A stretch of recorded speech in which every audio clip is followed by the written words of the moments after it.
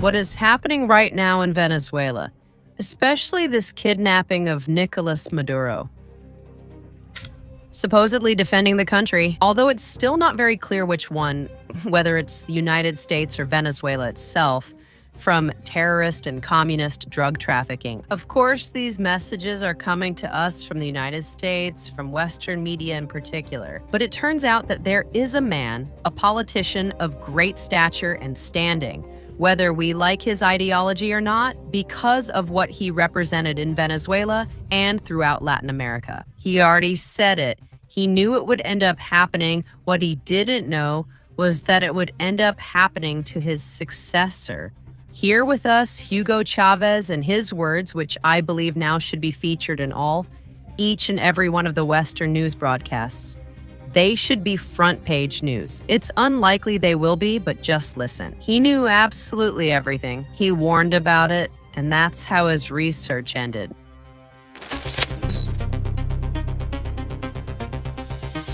Goodbye, the most aggressive in the history of humanity. They dared to drop atomic bombs on defenseless cities. There you have Hiroshima and Nagasaki. What is what? They invaded Panama, bombed and killed thousands, burned down an entire neighborhood to capture Noriega, accusing him of being a drug trafficker, and now the former president of Panama is in prison.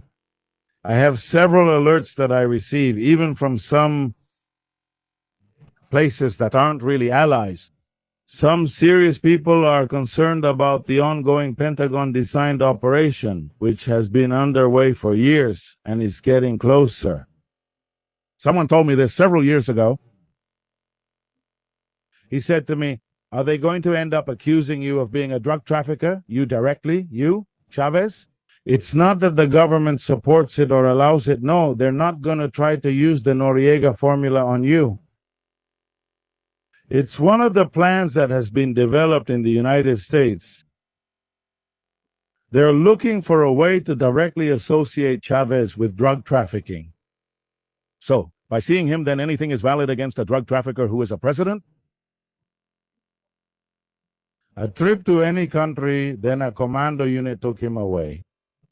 Well, we're talking about the United States. Huh? They invaded Iraq claiming there were weapons of mass destruction.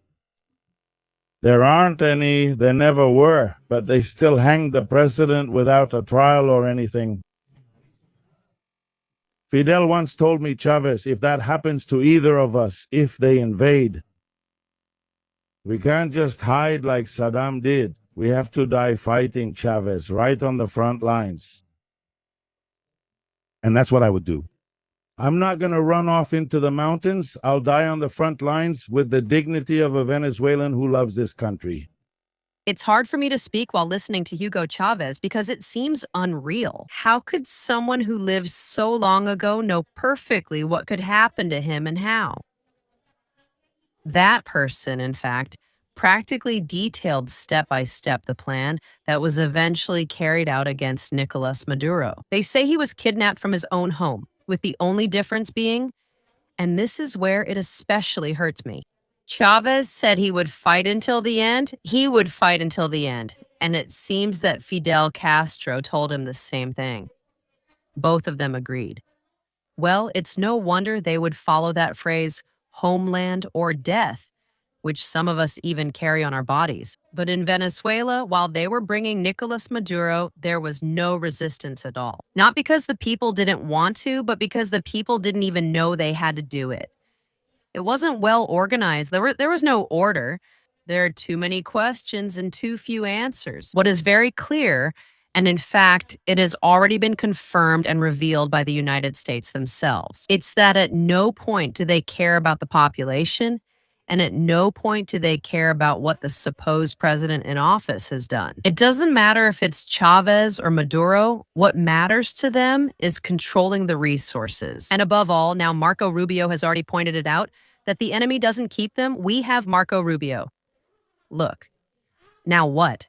That's the question I'm asking you. How are they doing in this media campaign, this show off, this bravado they're putting right on the table? Because be careful. First, they're pushing the Western message. It's theirs. And then Marco Rubio comes out with this. To me, it all sounds like a media campaign, I repeat. Absolutely brilliant, especially for Donald Trump's followers and for the United States in general. But what I wonder is if it's ever going to go beyond the United Nations at some point, he asks. Marco Rubio says, I don't give a damn what they say. I don't care what the United Nations says. The United Nations is clueless. Marco Rubio, in fact, has been confirming it in his latest speech, that if it were up to him, he would already be thinking about it. If I were Cuba, I would be thinking about changing things, unless they want the United States to end up getting there. The head of the department sent a clear signal to the Cuban government. If I were in the government in Havana, I'd be worried, he emphasized. Rubio. He noted it's too soon to discuss elections in Venezuela, as over 15 years of Chavismo can't be undone quickly. Are we going to keep governing with them? We can't just remove them completely. This involves two sides. Have they reached a very clear agreement with Maduro's regime and simply don't want to remove him from power? Or do they know they don't have the guts to remove him from power, and that the only thing they had any strength in was this media operation, already arranged with the traitors within Venezuela itself? And beyond that, well, they're inevitably going to slip up. The million-dollar question is whether the woman who worked side by side with Nicolas Maduro ended up selling him out to the highest bidder. Or is she simply acting this way now? A bit friendly with the United States? Simply so as not to end up causing even greater harm to her own country and therefore to its people. So many questions. In this case, what is absolutely clear to me is that Chavez was right, and that Chavez also had an unparalleled clarity of mind. He was a politician of immense stature, and that's something we can see in his speeches. Pick any of them, and you'll be amazed. What they're trying to portray now as a target to take down.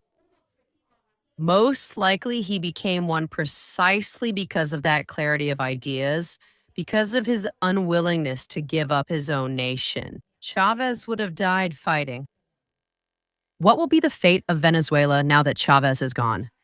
That is the big question we should be asking ourselves now. Even more, what will be the fate of Latin America if Venezuela ends up falling? That is another very interesting question, and I hope there will be a positive answer for the civilian population of all these countries that Donald Trump is now mentioning with future threats of gratitude.